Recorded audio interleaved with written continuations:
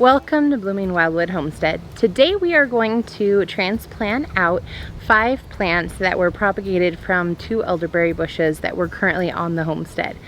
One of our varieties is the Alesso, and it's a little bit shorter variety. It doesn't get quite as tall as the other one.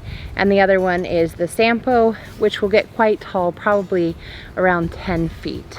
So we're gonna go ahead and transplant those out today.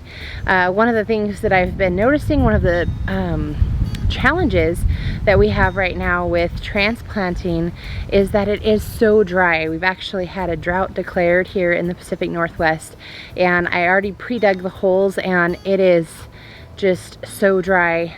I'm hoping that these transplants will go ahead and take, but I know that they won't wait until we get some rain since there is none in the forecast. So today what we're gonna do is put some compost around the transplants. I'm going to water them into the hole really well and then mulch around the top to try and preserve as much moisture as possible. And then it will be really important to go ahead and make sure that they get enough water every single day. And hopefully that will allow them to go ahead and take. If you are interested in learning how to propagate elderberries from an existing plant, let me know down in the comments below and I would love to film that video for you. So let's go ahead and get started and we'll see what we can do. Here's our first hole, and you can just, oh my goodness, see how completely dry that is. So I'm gonna go ahead and start by putting some water into the hole, and then we're going to put in a little bit of a compost soil mix before actually planting the plants. In a drought situation like this, the best thing that we can do is just try and put that water right into the hole and try and mud in the plant the best that we can so that the roots won't be drying out as it continues to grow.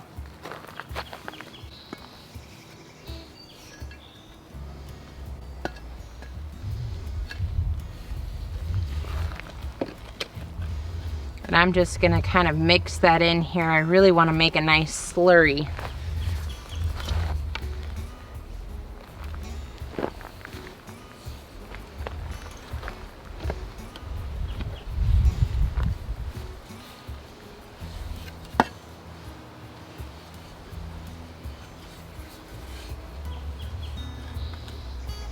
I'm going to start with the Sampos because they are a little bit larger, and so we'll just try and kind of keep them together, see how it goes. You can see here we've got some great roots, but it's starting to get bound up, which is why it needs to be able to transplant out. I'm just going to settle it down into that nice slurry that we just made for it.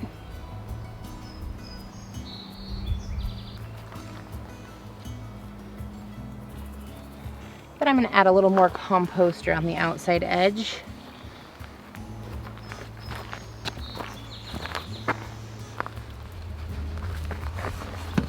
And just tamp that down a little bit with my foot. We want to really settle that in there.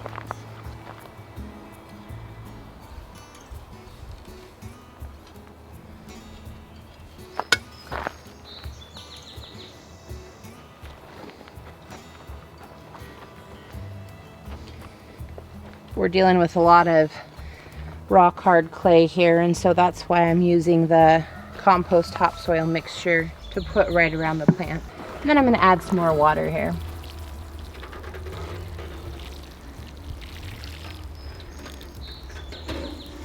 I'm going to give that a little bit to settle in.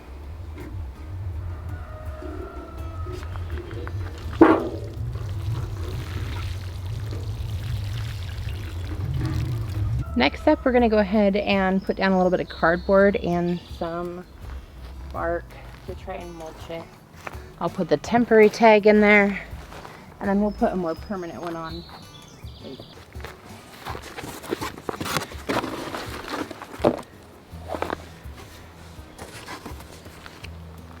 Using the cardboard here as a weed block.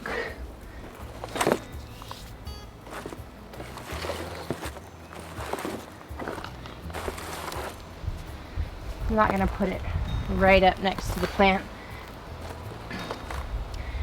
because I do want it to have room to be able to get in water as I water. I do have to say, one of the benefits of moving is that you have an endless supply of cardboard.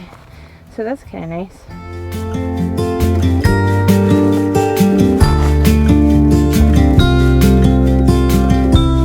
Follow me out, down to the bay. Forget all the worries. When you're with me, let every wave gently kiss away some of the hardness from those brief yet gloomy days.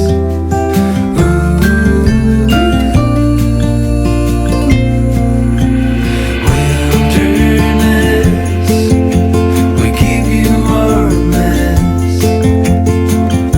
We're so blessed to have you anchor our hearts and give us a fresh start. Wilderness, we've come for you. We'll misbehave. And there we go. One down, 4 more to go. I hope today's video was helpful to you and that you learned a little bit about transplanting elderberry plants.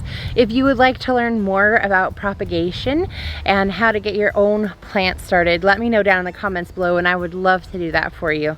So until next time, have a great day. Bye everyone.